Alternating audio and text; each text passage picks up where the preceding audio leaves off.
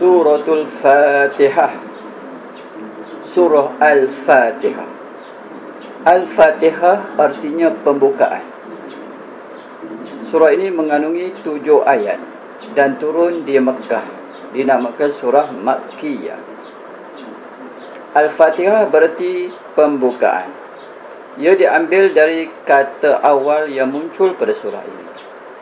Ia juga dinamakan surah Sab'ul Mathani kerana terdiri daripada 7 ayat yang selalu diulang-ulang dalam solat.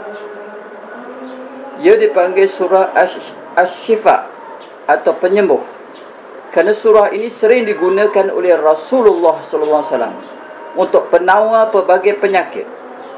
Ia diturunkan di Mekah dan terdiri daripada 7 ayat yang mencakup secara umum seluruh kandungan Al-Quran. Maka surah ini dinamakan juga Ummul Kitab, iaitu ibu kitab. Bismillahirrahmanirrahim. Dengan nama Allah yang Maha Pemurah lagi Maha Penyayang. Alhamdulillahi Rabbil Alamin. Segala puji bagi Allah, Tuhan sekalian alam. Ar-Rahmanir Rahim, yang Maha Pemurah lagi Maha Penyayang. Maliki Yaumiddin, yang menguasai hari pembalasan. Iyyaka na'budu wa iyyaka nasta'in. Hanya kepadamu kami menyembah dan hanya kepadamu kami mohon pertolongan. Ihdinas siratal mustaqim. Tunjukkanlah kami jalan yang lurus. Siratal ladzina an'amta 'alaihim ghairil maghdubi 'alaihim waladdallin.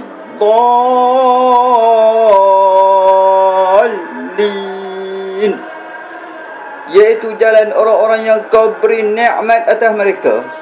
Bukan jalan mereka yang engkau murkai, dan bukan pula jalan mereka yang sesat.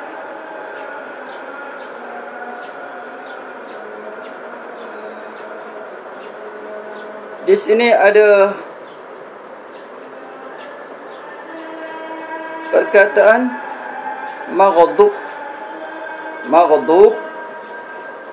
yakni orang-orang yang dimurkai. Ghairil maghdubi alaihim, bukan jalan mereka yang engkau murkai. Mereka yang engkau murkai, yakni orang-orang yang dimurkai Allah itu ialah orang-orang Yahudi. Kenapa mereka dimurkai Allah? Kerana mereka tidak beriman kepada Allah SWT. Walaupun begitu banyak rasul-rasul yang diutuskan kepada Bani Israel untuk mengajak Bani Israel beriman kepada Allah SWT yang Maha Esa, namun begitu mereka mendustakan rasul-rasul itu. Sebahagian daripada rasul-rasul itu mereka dustakan, dan sebahagian yang lain pula mereka bunuh. Dan orang-orang Yahudi telah mengangkat Uzair menjadi anak Tuhan, sedangkan Allah SWT tidak beranak dan tidak diperanakkan. Waladdallin, dan bukan pula jalan mereka yang sesat. Orang-orang yang sesat itu ialah orang-orang Nasara. Mereka sesat akidahnya kerana mempercayai Isa bin Maryam itu anak Tuhan, dan mempercayai Maryam ibu Nabi Isa sebagai ibu Tuhan. Mereka percaya kepada Trinity, iaitu Tuhan itu 3, iaitu Tuhan Bapa, Tuhan Ibu dan Tuhan Anak.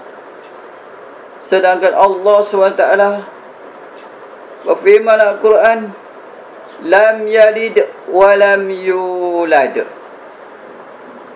Allah tidak beranak dan tidak diperanakkan. Lam yalid wa lam yulad. Dia, yakni Allah, tidak beranak dan tidak diperanakkan. Jadi Allah tidak mempunyai anak dan tidak dilahirkan oleh sesiapa pun, kerana Allah tidak sama dengan makhluk.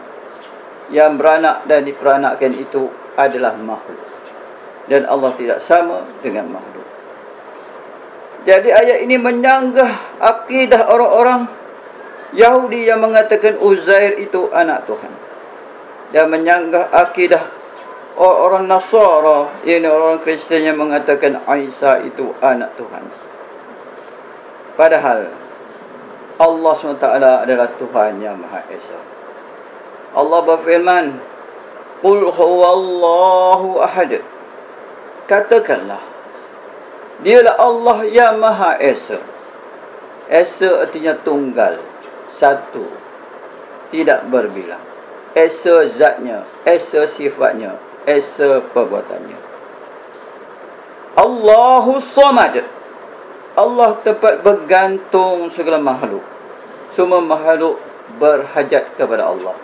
Sedangkan Allah tidak berhajat sedikit pun kepada makhluk.